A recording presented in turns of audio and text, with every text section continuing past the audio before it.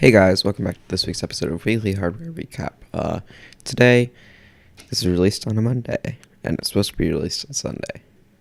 Sorry about that. That was a bit of a mistake on my part, but at least we get the new news from Monday, which usually gotta wait a whole week for. So, now I get a little bit more news. Anyways, there wasn't that much big stuff this week. So we're gonna have a bit of a shorter episode today, but the first thing we're gonna talk about is the Sapphire Nitro Special Edition RX 590. So we've got the first couple RX 590 cards leaking, and they're really nothing special in my opinion. Special Edition looks alright. I like the normal edition. I think the normal edition looks beautiful. We don't actually have the normal edition, but it's probably going to be exactly the same as the other one, because this looks exactly the same as the special edition for the 580. So yeah, if you want to know some quick specs, we have 2030 2300 stream processors, boost clock up to 1560 megahertz, memory clock up to 2100 megahertz,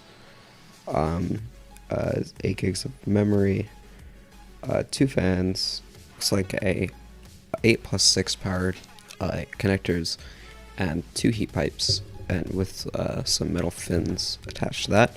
And you can also change the color of the logo with RGB. So I don't know, interesting card. And the next one is similar story, I guess, which is the RX 590 Fat Boy from XFX. Wow.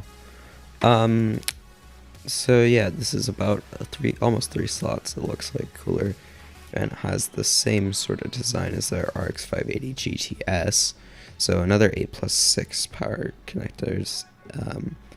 Basically like just the 3 DisplayPort, 1 HDMI, 1 DVI. So nothing new in terms of I/O.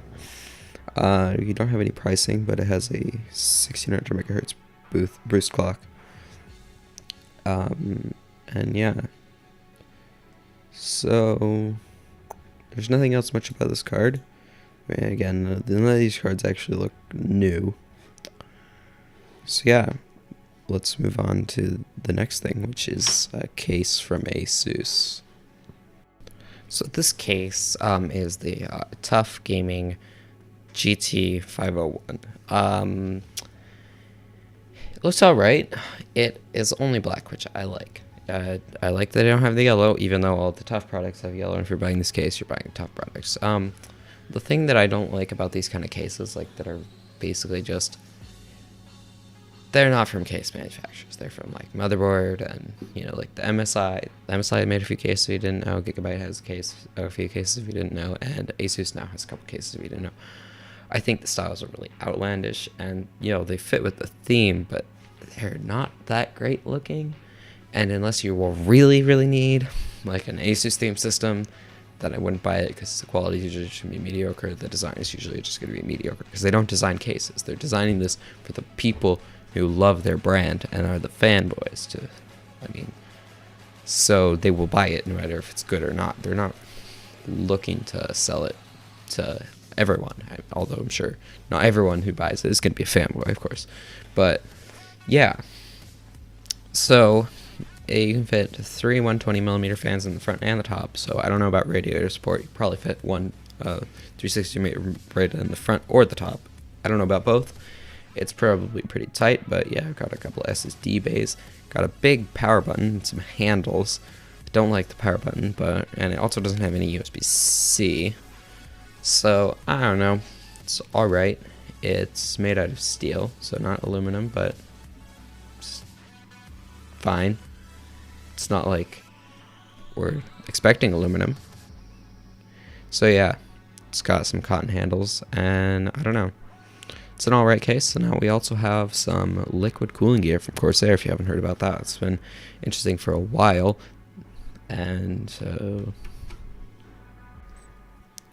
so we got like basically pictures of a system with the components in it, and we have so basically my assumption is that there's just going to be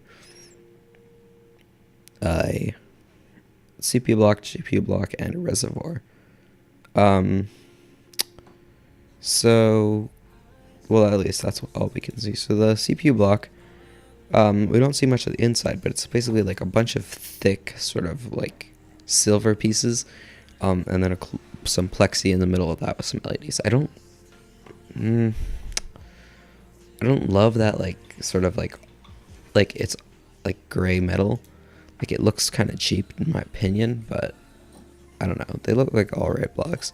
The GPU block, though, however, is pretty interesting. So it's basically like your normal plexi block, but instead of having the plexi extend over the other parts of the block where there's no actual cooling components in, it just has this metal cover with some sort of ridges, not really fins, but there's sort of ridges along it, which I guess might help with cooling if it's contacting anything a little bit. If you had some airflow over it, would help a tiny bit. But there's also a little built-in flow meter into the GPU block, which I think is pretty cool. So yeah, it also has a sort of like that metal thing on the what is it? Terminal. So we have for the pump and reservoir, it's a pump and reservoir combo with some sort of like either metal or plastic. The other ones look a lot like metal, although they could be plastic as well, but this one looks a lot like plastic, although it could be metal because I don't really know what I'm talking about. But yeah, who knows. It looks alright. I don't love the aesthetics of this one, but basically it's just got like a tube and it has a top with some LEDs in it, and then the bottom is just sort of that gray look with like a port there on the bottom, and it looks to be that there are 2 ports on the top so you can fill it. That's good. Don't want only one, that would be dumb. But anyways, yeah, so it has one of those like tubes in the top that prevent like the splashing from the top, but I don't see anything preventing like the whirlpool effect, although there could be something, just not like the EK big plate or whatever. So, you know, could have like a mesh or something at the bottom, which also can stop the whirlpool thing. But anyways, yeah, that's it for that one. We also have something from Lee, which is a PCO11 distribution plate. So we've already seen these from like a few people, like what is it, like Barrow, maybe Bike Ski. Those are like Chinese water cooling component manufacturers. I don't know if you heard of those, but anyways, they're pretty cool. But now Bits Power is moving on to one, and I've seen EK sort of has one, and they have like a power spec fluid gaming system or something, and I don't know what that is, but it looks interesting, so I'd keep an eye out for that. But anyways, this one, you've got imports for, you got in and out for one radiator, you got in and out for a CPU, and you got in and out for a GPU. Although you could use them for different things, and you could string multiple things into one in and out from there. But that's the basic setup. There's also 2 more ports on the GPU, or like where the GPU is plugged in, so maybe you could run like something in parallel there, although I don't know how well that would work. They also have a little pressure release fitting on the top, so if pressure builds up in your system, you can basically push that down and release it. So that basically, yeah, they have 3 ports in the top, so you could use one as a fill port, but no extra ports at the bottom except for those ones by the graphics card that you could use as oh wait, nope, there is one for a drain port. Oh, I'm sorry, disregard what I just said. There is a drain port, so that's really nice. So yeah, so 3 ports at the bottom, or 3 ports at the top. You got 6 ports on the side and 1 port at the bottom. So yeah, I don't know. It looks really nice. It has a bunch of RGB on it, and it might include a pump, I think. So yeah, it probably has a DDC pump integrated into it. There's also a Thermaltake Pacific RTX Strix water block. I don't know if this is the first we've seen for the Strix specifically. I think it might be, but basically, yeah, it's pretty basic. The design, just acrylic piece. You've got basically a metal piece on the bottom with one side for the VRAM and GPU and the other side for the VRM, and then you've got this little plate that sort of like brings the water between those two. I don't like the look of that, but it's alright, and I don't know, I guess it shouldn't be insanely expensive, although it's sure not a budget block. But anyways, yeah, it's got RGB, but it looks pretty plain and simple if that's what you're into. It's a pretty nice water block. So the last thing that we're going to look at is some SSDs. So the first one we got is from BioStar. So this has an integrated metal heat spreader, but this one, in my opinion, actually looks pretty cool. Unlike a lot of the other ones, it's sort of got like man, I really can't remember words when I talk about this. It's like a geometric pattern. I have a better, like a triangles, poly. I don't know, something. Just throwing off words. I don't know. So yeah, it basically has capacities up to 1 terabyte, and it has write speeds up to 1,100 megabytes, which is alright. It's just pretty typical NVMe. It's not fast by any means. But yeah, so you also have 2 activity lights on the heat spreader, which I think that's probably really cool. The design looks alright, not alright, it looks pretty good. I'll just give it to them, it looks pretty good.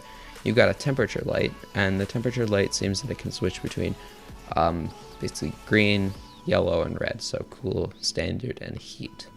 So it also has an activity LED, or RGB LED, with blue for data access and green for transmission mode. I think it's a bit hard to read on the box, but what I essentially think this means is just so read for blue and write for green, my assumption, but or maybe the other way around, I don't know. But yeah, so pretty cool SSD. The next one is possibly even cooler. This one is up to 8 terabytes with a U.2 SSD and an M.2 SSD. So yeah, this has Toshiba's latest BICS 3D NAND flash, and it's from Advantech. Yeah, so it's interesting. The SSD, there's blue PCB, but it's all gray with like a heatsink on it and has a little blue logo. The other one's basically a big box with like some heat sinks and a logo. So yeah, it's got some like built-in data protection and thermal management things. But other than that, we don't have any read-write speeds or anything. So yeah, that's it for this episode. Thank you guys so much for watching. It actually ended up being a little longer than I thought, at like 13 minutes. That's one of the longer episodes that I've made. But yeah, so thank you guys so much for watching, and I will see you next time.